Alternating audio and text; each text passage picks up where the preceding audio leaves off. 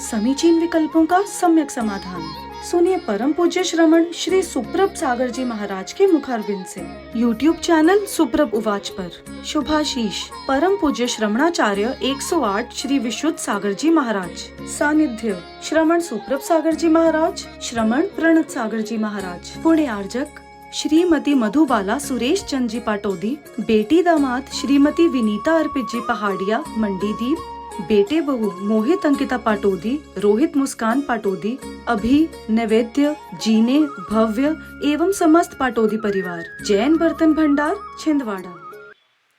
ओम नमः सिद्धेभ्य। नमो नमः सत्तुहितंकराय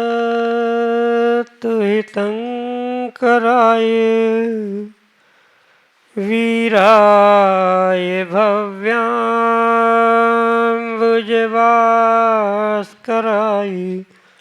अनंतलोकाय सुरार्चिताय देवादिदेवाय नमो जिनाय देवादिदेवाय नमो जिनाय। पंच परमेष्टि भगवान की परम पूज्य आचार्य भगवंत गणाचार्य श्री विराग सागर जी महाराज की, परम पूज्य पट्टाचार्य गुरुवर श्री विशुद्ध सागर जी मुनि महाराज की, परम पूज्य मुनि श्री सुप्रभ सागर जी महाराज की।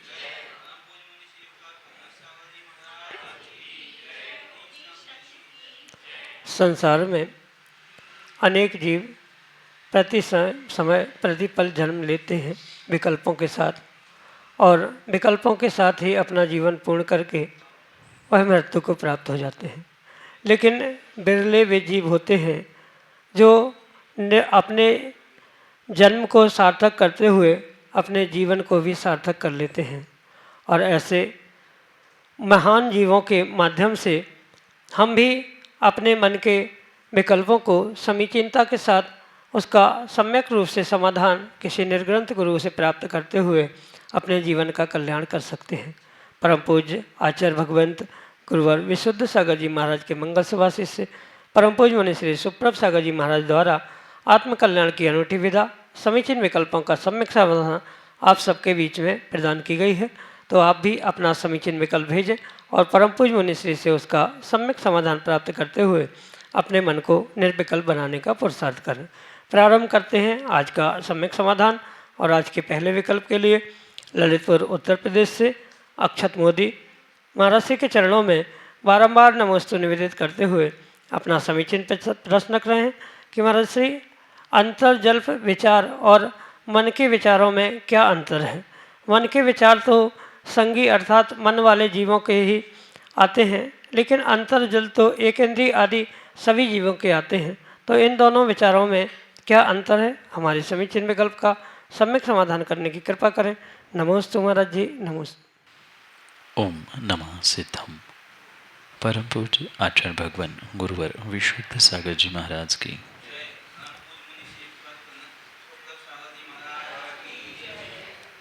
विचार विचार होते हैं, और अगर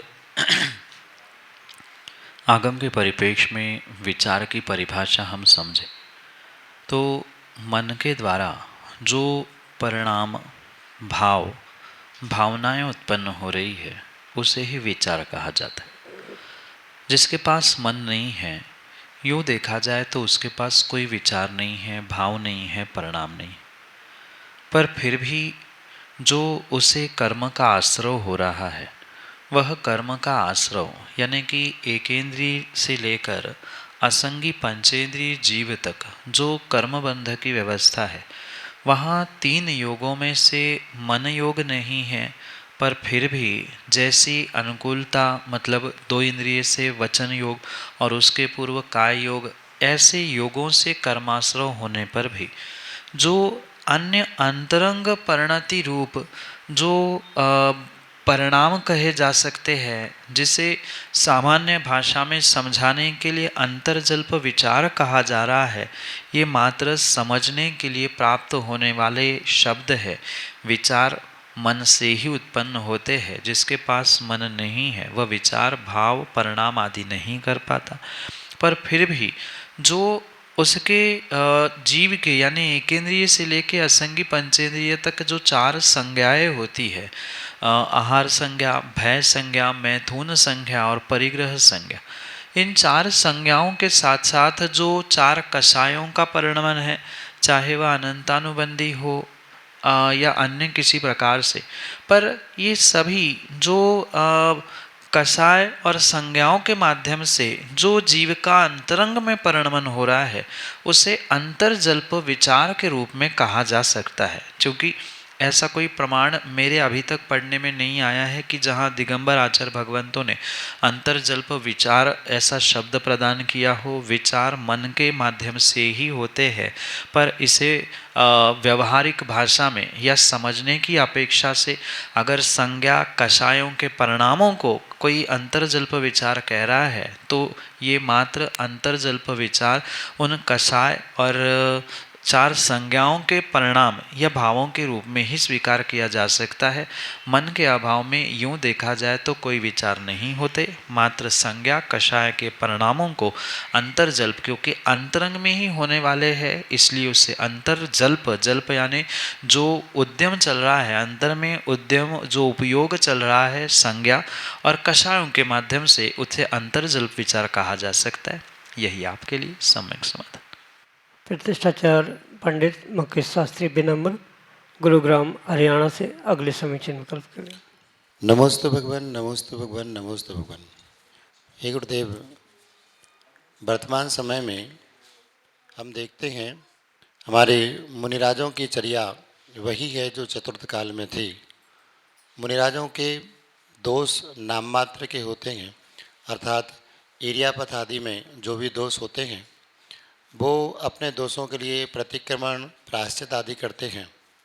लेकिन श्रावक जो पूर्व समय में अपने षट कर्तव्यों का पालन किया करता था, आलोचना, प्रतिक्रमण आदि किया करता था और मुनिराजों की प्रशंसा, गुणानुवाद आदि किया करता था, वर्तमान समय में श्रावक उन सब से हट रहा है और उससे ज़्यादा मुनिराजों की निंदा या उसके जो दैनिक कार्य हैं या व्यापार आदि के जो कार्य हैं उनमें हिंसा आदि पहले से ज़्यादा हो गई है।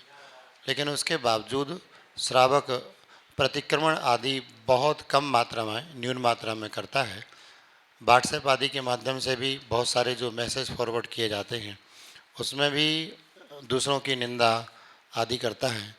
तो ऐसे समय में श्रावकों का उद्धार कैसे होगा? क्या पंचम काल का श्रावक अधोगति का ही पात्र होगा? ऐसे समय में हमें क्या करना चाहिए? नमोस्तु भगवान। हे श्रावक, तेरा क्या होगा? ये अगर प्रत्येक श्रावक अपने आप में विचार करे कि वर्तमान परिपेक्ष में जो जीवों के परिणाम, परिणति, चाहे मोबाइल या अन्य किन्हीं साधनों से क्यों ना हो, उस परिपेक्ष में वह क्या कर रहा है और उसका रिजल्ट उसे क्या मिलने वाला है, ये उसे स्वयं को ही सोचने की आवश्यकता।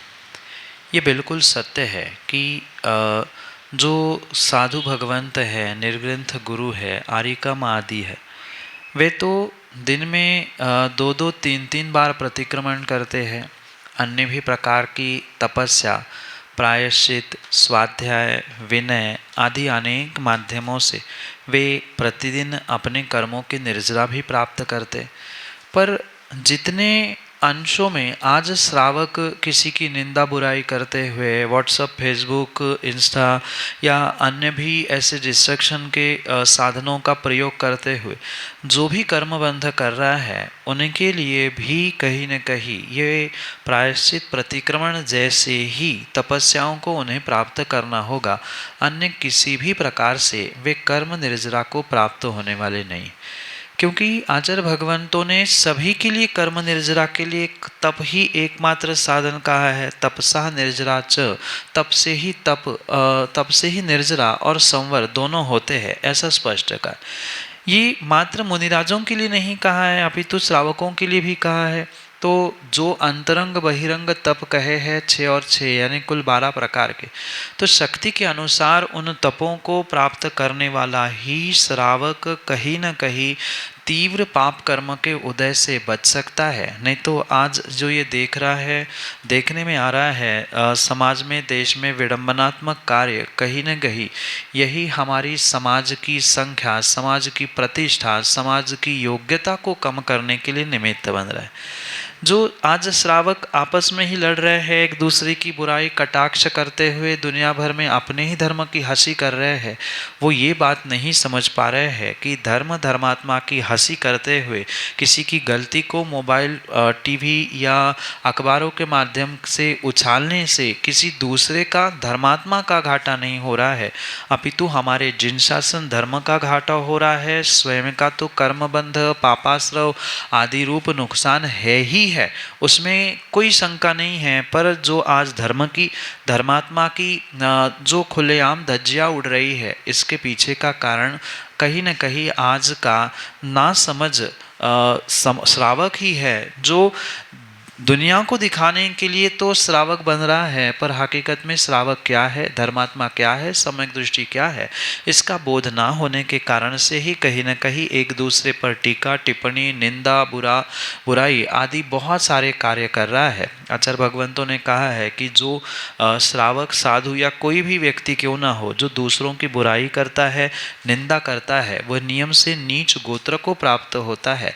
और यही सिद्धांत अगर हम लागू करें तो आज समाज का जो अधोपतन हो रहा है, मुख्यतः श्रावक समाज का, उसके पीछे का कारण यही है। जब दूसरों की बुराई करेंगे तो भले ही गोत्र वर्तमान में दूसरे आप गोत्र में नहीं जाए, पर उच्च गोत्र ही नीच गोत्र में अपमानित होते हुए देखने के लिए मिल रहा है। ये उनका फल उन्हें वर्तमान में भी भोगने मिल रहा है, भविष्य में जब कर्म उदय में आएगा तो उसे भोगना ही भोगना पड़ेगा। ये अगर श्रावक थोड़ा सा भी इसके विषय में विचार करे कि हम क्या करें, किसी पे कटाक्ष करते हुए, चाहे वह साधु हो, श्रावक हो, किसी पर भी कटाक्ष किया जा रहा है, निंदा की रही है, तो पक्का है उसका आश्रव बंध, क्योंकि साधु या धर्मात्मा के अगर प्रति किया है तो वह तो विशेष रूप से होने वाला है, मुख से कह भी नहीं पा रहा है, पर अंतरंग में कई ऐसे परिणाम उत्पन्न हो रहे हैं कि उन्होंने ऐसा क्यों किया, वो वैसे क्यों, ये सभी कहीं न कहीं नीच गोत्र और भी असातवेदिनी जैसे कर्मों के आश्रव के लिए साधन बनते हैं। और इतना ही नहीं, उसके अलावा भी अगर इन पापों का प्रक्षालन श्रावक को करना है तो कहीं न कहीं उन्हें भी जो 6 बहिरंग और अंतरंग तप कहे हैं, कम से कम बहिरंग नहीं हो पा रहे हैं, अंश, नौमोदर्य, वृत्ति संख्यात आदि, कम से कम स्वाध्याय, विनय, प्रायश्चित आदि जो अंतरंग तप कहे हैं, उनको तो उन्हें तपना ही होगा। पर वो भी ध्यान रखे, दुनिया को दिखाने के लिए नहीं, ढोंग के रूप में नहीं, अंतरंग में वह भावों की विशुद्धि के साथ अगर थोड़ा सा भी कार्य किया गया है तो ही वह कार्यकारी है। नहीं तो आज दिखावे के लिए तो बहुत सारे ऐसे लोग हैं, श्रावक है, जो विनय प्रदर्शित करते हैं, दिखावा करते हैं, पर दिखावा ये कोई तपस्या नहीं है। अंतरंग में परिणाम ये होने चाहिए कि नहीं, मैं वास्तव में गलती कर चुका हूँ और गलती का एहसास करते हुए प्रतिक्रमण, प्रायश्चित आदि किया जा रहा है, विनय की जा रही, तो ही वह कार्यकारी है। अन्यथा ऐसे भी श्रावक हमने देखे हैं, दिन में 2-2 बार प्रतिक्रमण भी कर रहे हैं, गलती होने पे सॉरी भी कहते, तस्मिच्छामि दुक्कड़म भी कहते हैं, कुछ नहीं भी कहने वाले हैं, पर कहने से काम नहीं होता। अंतरंग में वैसी भावना होनी चाहिए, क्यों कहा जा रहा है, क्यों प्रायश्चित मिल रहा है, या क्यों गलती को समझाया जा रहा है, ये समझे बिना अगर मात्र दिखावा किया जा रहा है तो कर्म बंध नहीं, वहाँ कर्म आश्रव ही होगा, कर्म बंध भी होगा, कर्म निर्जरा की जगह ये सब विपरीत कार्य वहाँ पर होने की संभावना है।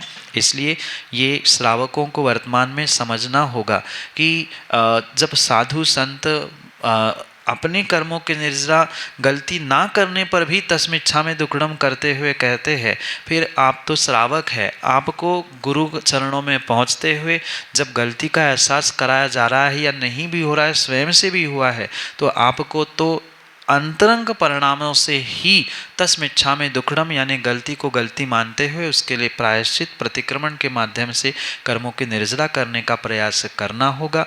अन्यथा सोचे समझे बिना किसी प्रकार का किंतु परंतु अगर मन में लेकर श्रावक शब्दों से, मन से, वचन काय से किसी की अभिनय करता है, निंदा बुराई करता है, तो पक्का है आने वाले समय में उसे और भी समस्या और दुखों का सामना करना पड़ेगा। इसलिए जितना संभव है वह मात्र शब्दों से द्रव्य प्रतिक्रमण, द्रव्य प्रायश्चित या द्रव्य विनय नहीं, अंतरंग से, मन से, भावों से वह प्रतिक्रमण, प्रायश्चित, विनय आदि तपों को प्राप्त करना होगा। तभी कर्मों की निर्जला सार्थक हो सकती है। यही आपके लिए समझ लोधीखेड़ा मध्य प्रदेश से श्रीमती श्रेखा जैन अगले समीचीन विकल्प के लिए। गुरुदेव, मेरा प्रश्न यह है कि जैसे दो श्रावक बैठे हुए हैं, तो एक श्रावक तो धनहीन है और एक श्रावक सक्षम है। एक श्रावक धनहीन है और एक श्रावक सक्षम है। वो जैसे मेरे भाव हैं कि मैं गुरु मुनिश्री के पैर प्रक्षाल करूं, लेकिन जो मेरे बाजू में बैठा है वो भाव कर रहा है महाराज जी कि काश मेरे पे भी धन होता और मैं भी मुनिश्री के पैर प्रक्षाल करता। तो महाराज श्री, मैं अपनी तरफ से दान देकर पैर प्रक्षाल कर सकती हूँ। उससे अच्छा है कि मेरे को पता चला कि इसके भाव भी अंदर से हो रहे हैं, तो मुनिश्री मैं खुद दान देकर पैर प्रक्षाल करूं कि मैं सामने की मदद करूं। तो महाराज श्री, बस यही क्वेश्चन है। माँ, सबसे पहले तो ये बात स्पष्ट समझे, कोई शुभ कार्य करने के भाव होना ये भी पुण्य का उदय, पर भाव तो सबके होते हैं, कर पाना नहीं कर पाना ये भी उससे कई अधिक गुना सातिशय पुण्य के उदय से ही संभव। किसी व्यक्ति की भावना है कि हमें कोई धार्मिक कार्य अनुष्ठान करना है, पर वर्तमान में उतना सामर्थ्य उसके पास नहीं है, तो ये स्पष्ट संकेत कर रहा है कि वह भावना भाने रूप तो पुण्य एकत्रित करके लाया है, पर कहीं न कहीं द्रव्य या समर्थता नहीं है, मतलब कुछ न कुछ गड़बड़ी उसने पिछले जन्म में की थी। तो उन भावों को ध्यान रखते हुए अगर कोई व्यक्ति दूसरे को अपने क्रियाओं में जोड़ लेता है, जैसे जिसके पास धन है, संपत्ति है, उसने बोली ले ली और स्वयं करते हुए उसको भी बुला लिया, तो कहीं न कहीं आप अपने पुण्य को और द्विगुणित करने का प्रयास कर रहे, क्योंकि जो कर रहा है वो तो कर ही रहा है, उसके पास सामर्थ्य है, सब कुछ है, पर जो नहीं कर पा रहा है तो कम से कम हम ये विचार करें कि भैया मैं तो कर ही रहा हूँ, कई बार कर चुका हूँ, उसके भाव है। कई सारे ऐसे लोग भी हमने माँ देखे हैं कि वे बोली बढ़ चढ़ के लेते हैं और 1 2 3 होने के बाद कहते हैं कि नाम मेरा नहीं, नाम उनका बोलना, पैसे हम देने वाले। तो ये भी कोई बहुत बड़ी बात नहीं है, बहुत सारे स्थानों पर ऐसे होता है, या उनका नाम नहीं भी लिया, नाम स्वयं का भी लिया तो क्रियाओं में भी बुला लेते हैं। तो ऐसा करने में किसी भी प्रकार से कोई दोष नहीं है, पर उद्देश्य हमारा नेक होना चाहिए, साफ होना चाहिए। नहीं तो कई बार ऐसा होता है, देखो मैंने एहसान किया ना तुम पे, हमने बोली लिया तुम्हें पात पक्ष, तो ये भाव नहीं होने चाहिए। निर्मल भाव हो, ठीक है मैं तो कर ही रहा हूँ और आप भी साथ दे दो, तो वो भी आदमी गदगद हो जाएगा। किए गए सहयोग, किए गए उस उपकार को वो जिंदगी भर याद रखेगा। पर वही अगर एहसान जताते हुए कोई कहेगा कि देखो मैंने तो कोई नहीं करता, कोई पूछ नहीं रहा था तुम्हें, मैंने लेके तुम्हें बिठाया है, तो ऐसा एहसान जताने का काम ना करे, उपकार करे, सहयोग करे, दया करे, मदद करे, उससे ही सर्वाधिक पुण्य मिलने वाला है। मात्र धन लुटाने से, पैसे देने से कोई पुण्य नहीं मिलता। अपने जैसे दूसरे को समान बनाना, इसे भी आचार्य भगवंतों ने दान के श्रेणी में पर वह समदत्ति के रूप में कहा है। तो ये भी एक प्रकार का सहयोग है, श्रावक को अपने समान बनाकर उसको भी योग्यता प्रदान करा देना, ये बहुत अच्छा कार्य किया जा सकता है। इसमें किसी भी प्रकार से कोई दोष नहीं है। यहाँ तो डबल बेनिफिट है, आपने पुण्य भी कमाया और उसकी मदद करते हुए, उसकी सहयोग, उस पर दया करुणा करते हुए निर्मल भावों से दिखावा छोड़कर कार्य किया है, इसलिए आपको दुगना फल वहाँ पर मिलेगा। यही आपके लिए सम्यक।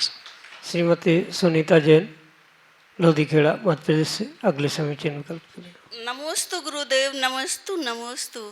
मेरा प्रश्न है कि गाय को द्रव्य खिला सकते कि नहीं? जो सच्चे देवशास्त्र गुरु को द्रव्य समर्पित की जाती है, चढ़ाई जाती, वह चढ़ाने के बाद निर्माल्य हो जाती, और उस निर्माल्य का सेवन करने से जीव भविष्य में आगम के परिपेक्ष में ऐसे दुर्स्थानों को या ऐसे कठिन स्थानों के दुखों को प्राप्त करता है जो कि आगम में अब अनिर्वचनीय यानी शब्दों में कहने योग्य नहीं का। फिर भी आचार्य भगवंत इस पाप की महिमा नहीं कहा जा सकता, पर पाप की विशेषता समझाते हुए कहते हैं कि अगर कोई श्रावक उस निर्माल्य का सेवन करता है, श्रावक से मात्र मनुष्य मतलब नहीं है, कोई भी जीव हो प्रत्यक्ष परोक्ष रूप से अगर उस निर्माल्य का सेवन करता है तो कम से कम वह 60,000 वर्ष तक विष्ठा में कीड़ा बनकर तड़पता है। तो ये काम मात्र कृत से नहीं होता। ये 3 शब्द तो आप बहुत अच्छे से जानते होंगे कि कृत, कारित और अनुमोदना, स्वयं करना, दूसरों से करवाना और करने वालों की अनुमोदना करना। तो तीनों प्रकार से अगर कोई श्रावक निर्माल्य का सेवन कर रहा है, करा रहा है, करने वालों की अनुमोदना कर रहा है, तो स्वाभाविक बात है उसे भी दोष लगने वाला है। आज ये बहुत सारे स्थानों पर ट्रेंड चल रहा है कि चलो मंदिर का माली को देने से अच्छा है हम चिड़िया को खिला देंगे, गाय भैंस को खिला देंगे या और किसी को दे देंगे। तो ये चढ़ाने वाले का मैनेजमेंट नहीं है, वो मैनेजमेंट जिसका है मंदिर का, चैत्यालय का, वो जाने। हमारा श्रावक को हैसियत यही काम होना चाहिए माँ कि हमने समर्पित किया, हमारा काम पूरा हो गया। इसके अलावा जो मंदिर या अन्य स्थानों पर कोई ऐसी व्यवस्था है तो जो व्यवस्थापक है उनकी जिम्मेदारी है कि उसको क्या करना चाहिए, और उन्होंने व्यवस्था बनाने के बाद उसके लिए भी प्रायश्चित लेना चाहिए, ऐसा भी विधान है। क्योंकि वे व्यवस्थापक है, उन्हें व्यवस्था बनानी पड़ेगी, पर व्यवस्था बनाते समय जिनको दिया या जो भी उन्होंने किया है तद्रूप गुरुजनों के पास जाकर प्रायश्चित भी ग्रहण करना, ये उनके लिए विधान कहा है। इसलिए उस निर्माल्य को हमें या श्रावकों को क्या करना चाहिए चढ़ाने के बाद, ये विकल्प छोड़कर आपको तो मात्र समर्पित कर दिया, जो जहाँ जैसी व्यवस्था है मंदिर की है तो मंदिर में छोड़ दी, और नहीं है तो मंदिर में जाकर हमारा द्रव्य रख दिया, मंदिर के व्यवस्थापक व्यवस्था करे। हम ऐसी व्यवस्थाओं में उलझकर क्यों हम विष्ठा के कीड़ा बनने का प्रयास करें, और हम नहीं बने तो कम से कम जिनको खिला रहे हैं उनको भी दोष लग रहा है, उसे तो पता नहीं है द्रव्य कैसा है क्या है। तो इन सभी बातों का विवेक पूर्वक निर्णय करते हुए क्रियाओं को करने का प्रयास करें, यही आपके लिए सम्यक समझ। प्रतिष्ठाचार्य पंडित अखिलेश शास्त्री, रामगढ़, उत्तर प्रदेश से अगले समीचीन विकल्प के लिए। नमोस्तु भगवान, नमोस्तु नमोस्तु। भगवान, मेरी जिज्ञासा है कि वर्तमान में जो युद्ध चल रहे हैं, तीसरा विश्व युद्ध जैसा प्रतीत हो रहा है, जिसमें बहुत से सैनिक, बहुत सारे निरपराधी जिनका कोई उसमें इन्वॉल्वमेंट नहीं है वो भी मारे जा रहे हैं, और हम फेसबुक, व्हाट्सएप के माध्यम से इन चीज़ों को देखते हैं। देख करके उसने उस पर अटैक किया, उसके इतने लोग मारे गए। एक पक्ष में तो अपन को देखना ही पड़ता है, जो मार रहा है उसकी तरफ देखना पड़ेगा, या जो मर रहा है उसकी तरफ देखना पड़ रहा है। तो ऐसे में हमारे जो भाव हो रहे हैं, क्या उन भावों से हमें भी उस युद्ध में जो जीवों की हिंसा हो रही है उस हिंसा का दोष लगेगा? नमोस्तु भगवान। जैसे कि मैं अभी कह रहा था, जिनागम में कृत, कारित और अनुमोदना 3 शब्द आते हैं, जो पुण्य और पाप दोनों के आश्रय बंध के लिए निमित्त होते।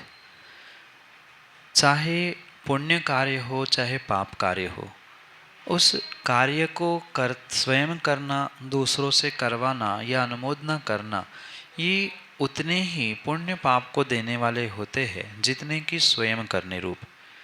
रही बात वर्तमान के विश्व युद्ध सदृश परिस्थिति का, चाहे विश्व युद्ध हो या अन्य भी कोई छोटी मोटी सी लड़ाई भी क्यों ना हो, अगर किसी भी प्रकार से उनमें हमारी इन्वॉल्वमेंट है कि उसने मारा, अच्छा किया, या इतना ही नहीं, आगम ग्रंथों को पढ़ते हुए, पुराण ग्रंथों को पढ़ते हुए, राम रावण के युद्ध के विषय में पढ़ते हुए कभी व्यक्ति ये सोच बैठता है कि बहुत अच्छा किया, रावण ने तो गलती की थी तो राम को तो मारना ही चाहिए था, अच्छा बदला लिया उसने साथ ऐसा किया था। ये सोचने से भी, अनुमोदन करने से भी वहाँ हिंसा का पाप लग रहा है।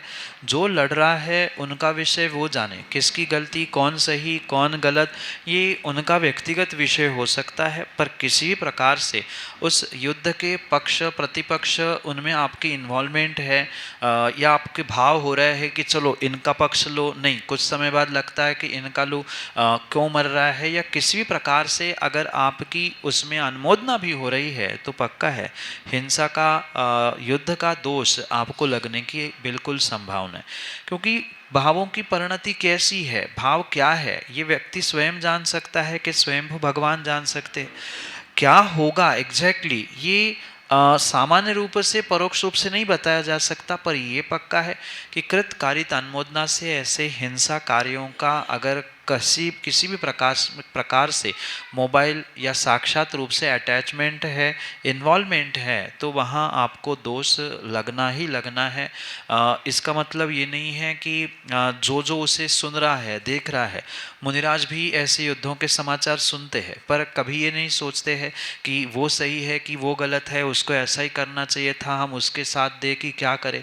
वो यही सोचते हैं कि सबको सम्मति दे भगवान। अगर ऐसे न्यूज़ या ऐसे समाचार सुन के आप भी, श्रावक भी यही सोचे कि भाई सबको सम्मति मिले, जगत में युद्ध ना हो, कहीं लड़ाई ना हो, सर्वत्र शांति हो, जैसे शांति धारा में पढ़ते हैं संपूजक का नाम प्रतिपालक का नाम, तो ऐसी भावना अगर वहाँ भी रखी जाए कि सबको सम्मति मिले, कोई लड़ाई झगड़े ना करे, युद्ध समाप्त हो, तो वहाँ तो आपको पुण्य का आश्रय हो सकता है। पर अगर ये सोचा जा रहा है कि ये गलत ये सही, इसका साथ ऐसा ही होना चाहिए था, ऐसा नहीं हुआ क्यों, आदि किसी प्रकार से उसमें इन्वॉल्वमेंट अटैचमेंट है, तो वह आपके लिए पाप का ही आश्रय करते हुए दोष का कारण बनेगी। यही आपके लिए सम्यक समाधान। समीचीन विकल्पों का सम्यक समाधान सुनिए परम पूज्य श्रमण श्री सुप्रभ सागर जी महाराज के मुखारबिंद से। YouTube चैनल सुप्रभ उवाच पर शुभाशीष परम पूज्य श्रमणाचार्य 108 श्री विशुद्ध सागर जी महाराज। सानिध्य श्रमण सुप्रभ सागर जी महाराज, श्रमण प्रणत सागर जी महाराज। पुण्य आर्जक श्रीमती मधुबाला सुरेश चंद जी पाटोदी, बेटी दामाद श्रीमती विनीता अर्पित जी पहाड़िया मंडीदीप, बेटे बहू मोहित अंकिता पाटोदी, रोहित मुस्कान पाटोदी, अभी नैवेद्य जीने भव्य एवं समस्त पाटोदी परिवार, जैन बर्तन भंडार छिंदवाड़ा।